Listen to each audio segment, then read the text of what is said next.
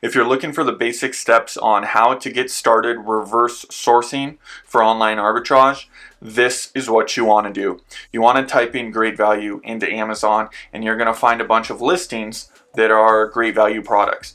Now you open it up, and then you're going to go to all of the sellers that are selling this product. They're selling it for a reason.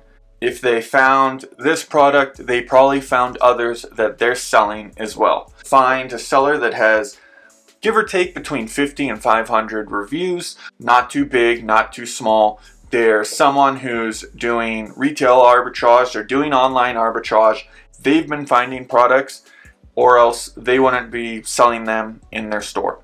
Open a listing, okay, or rather a seller's product storefront. You'd go to their products, and you'd basically just go one by one, opening the products and typing them into Google, seeing where you could buy it for a profitable price. And you would do that for all of their products until you were finding some winners, some items that you could sell for more than you were paying, and the Amazon payout is more than the price that you're buying it for.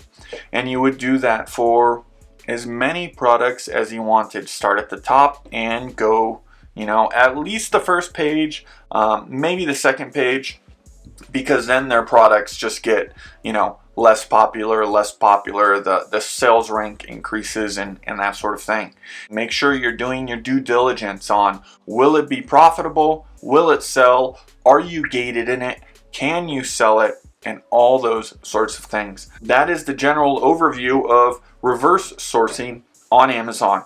You want to find a product like great value, open up a product listing, find a seller's storefront that you can then just scroll through, open up all the products, take each product one by one, copy and paste it into Google, see if you can buy it for lower than the payout.